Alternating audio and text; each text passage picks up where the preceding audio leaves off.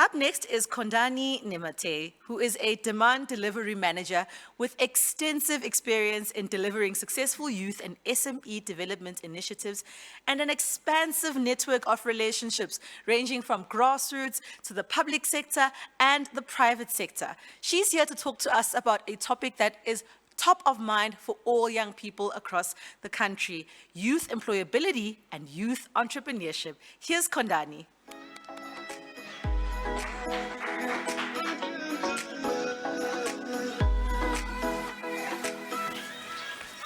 Good morning, ladies and gentlemen, and thank you so much for inviting me to this incredible event. I was pretty impressed with the young people who are standing here, and well done to you guys for how you showed up. I think that's what we need as a country, young people who know how to represent, so you did well. So I was asked to speak about youth employability today, and one of the things which most young people tend to think is, if I have a great idea and I'm in business, I might as well leave school and then start with my hustle. But the reality is it's actually important for one to finish their matric. It may be difficult. We have seen that a lot of young people actually drop off. So in terms of 100 young people who actually start school, only a few actually end up completing all their studies into tertiary, and that would be like 4 people who actually end up there. However, it is important to actually strive for success and make it to the end. What we've learned is that at least 31% of young people who have finished matric are more likely to get a job or to be hired for work. We also learned that 28% of those young people are also more than likely to actually have long-lasting opportunities or employment. And then about 20% of those young people have a higher chance of getting a little bit more money than those who do not have a matric. So it's quite important to actually focus and make sure that you complete your studies. What we've also learned, which will be important for you as young people who are studying, is that other things that you do have an effect in terms of actually getting you to the next level in terms of success. Most interventions that exist, you might find that these clubs that you actually engage in, or even the activities that we saw with the previous group of young people who were actually engaged in building something, they actually factor even more in terms of getting an advantage to give signals to the market in terms of what you're capable of doing. So it doesn't have to be work experience per se, it could just be the things that you've engaged in with your extracurricular, which actually speaks to what you're capable of. And in that, we have learned that it actually pushes you further than other young people, about 17% more, in terms of being seen, because that is a good signal for you being employable. And other than that, it also gives you an even better chance of getting a little bit more money than other young people who probably have not interacted in extracurricular. So it's important to actually keep engaged in certain things. One of the most important things, which was actually impressive when I saw the other group that was talking now, is that communication is actually rated highly, because employers want to know that they can actually engage with a person. So communication is important. So it's important for one to actually practice if they don't know how to engage with other people. And just practice talking to your elders and people around you, because it helps you with your confidence and being able to actually address certain things when people are talking to you. The other thing is grit.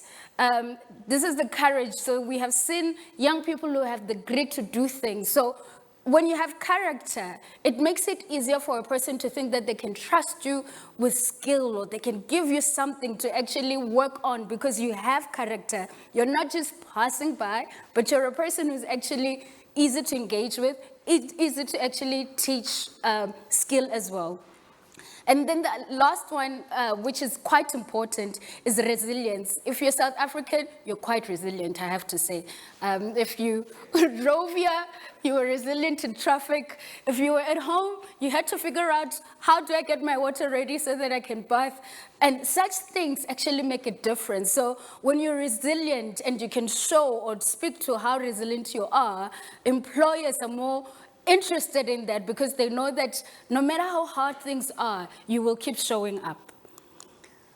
One of the things that we learned is that employability is more than just skill.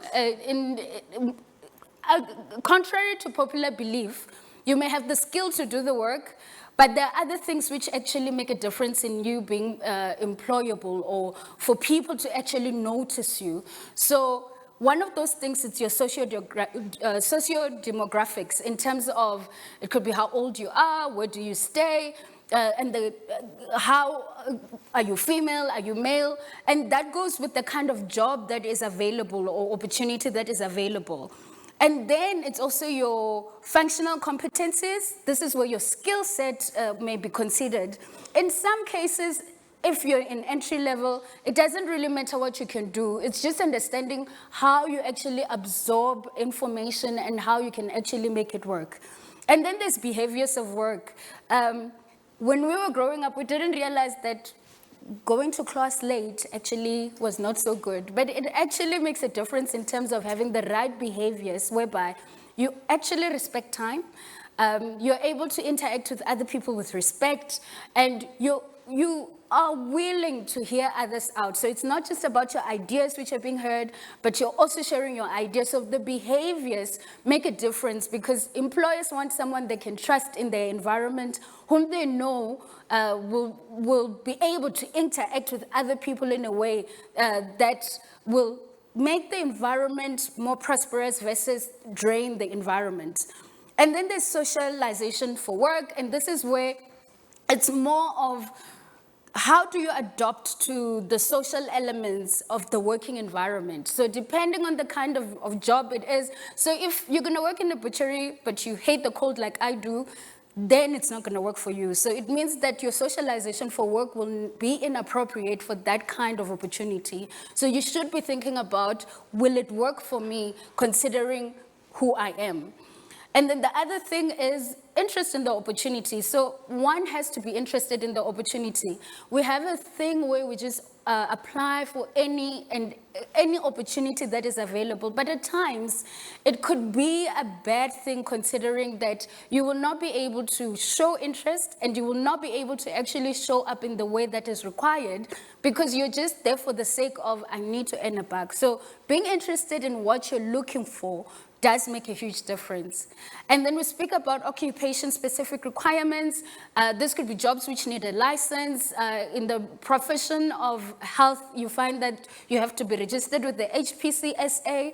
It could be a driver, you need a license. So there are certain opportunities or jobs which will require you to have what is required for you to be able to function in that opportunity. You might know how to drive because some of us learned how to drive but didn't have licenses for a long time and then eventually got it, but it won't mean anything if you don't have something to show for it. So it's important to have the specific requirements for that opportunity. So mainly that's what employability focuses on.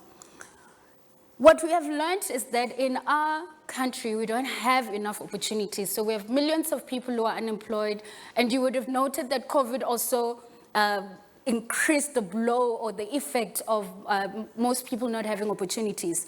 But what we also learned because of this resilient country is that people think outside the box and they have ideas of what they can actually do to earn money. And instead of thinking of entrepreneurship from a perspective of it has to be formalized, I have to be registered, one can actually start before they have to do that. And we usually call it the hustling space in the ladder of entrepreneurship. So depending on the resources you have. You might not have the money to start something big, but you may have something which you can use with your hands. You can provide a service where you can actually get paid for it. You can actually build that up so that you're able to actually earn an income, or in a way whereby you are self-employed. And when we speak about being self-employed, it's when you earn money yourself and you don't have other people who are contributing to the income that you make. So when you are working on yourself, or when you're working towards building a career, you don't have to actually wait to have an accreditation or have a qualification. You can even start where you are when you're at school. Some of us used to sell chips and sweets in high school, and that's a form of actually getting used to the idea of entrepreneurship. And from there, you can actually build up where in time you can have more opportunities. So the reason we encourage young people to think about entrepreneurship, it's because it will not always be possible to actually get an opportunity immediately when you finish your qualification. But at the same time, you might have a job, but it might not earn you enough money for the things that you want. So it's important to think up of, what else can I do? And that's where entrepreneurship or hustling actually comes to play. And do not be fooled. It's not an easy thing to do, to actually work for yourself. It's not easy to be in entrepreneurship. It does require you to have the resilience. It does require you to have the grit. It does require you to have the communication, because you need to engage with people who will then have to buy whatever you have. So whatever employability you work on for an employer would be something you actually have to work on for yourself to be able to succeed. So in terms of Harambee and what we do for young people, we do offer a platform which provides different opportunities, from employment opportunities, learning opportunities, and also connect them to hustling opportunities, or rather micro enterprises, whereby they can get opportunities to engage with what's available. And then I'll just play out with a video for you guys to actually just learn a little bit more in terms of what you can get. Other than that, we are on sayouth.mobi. It's a free online site which can be accessible to anyone from the ages of 18 to 35 and beyond. And if you're younger, it's best that you engage your brothers and sisters to actually use it. We have content which is helpful for that. However, if you finish matric and you don't have the funds to go to school, it's a great platform to also find other learning opportunities there where you can engage with. And in that, let me just play you this video.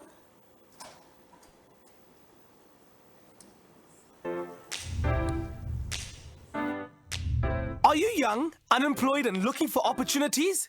Do you want to own your future? Visit sayouth.mobi to start your journey to learning and earning today. sayouth.mobi connects young people to a range of opportunities for mahala. Not only Ispani, also resources and support to help you learn and grow. Tell us about yourself so we can find the best opportunities for you. The more we know about you, the better we can hook you up. Update your profile to find more opportunities better suited to you. New opportunities are added every day, so log in regularly to check them out. You can apply for opportunities near you, search for opportunities, and get advice on how to make yourself more employable to land that job. If you're a hustler by nature with dreams of owning your own business, find resources and support to get you started or level up. Keep your contact details up to date so we can always get a hold of you. Or call us, mahala, on 0800 72 7272. Anytime you need help. ESA Youth is here to ensure that Abantu Abasha across South Africa are supported. Own your future by joining the network on sayouth.mobi and start your journey to learning and earning with SA Youth today. Thank you so much. And I guess what I'm left with is to say you are more than capable of creating your own profile. You're more than capable of being an innovator. So continue to think up great ideas of what you can do to contribute to where you want to be. And then you can innovate on a lot of elements. So explore while you're young, because there is a lot of opportunity in South Africa. Thank you.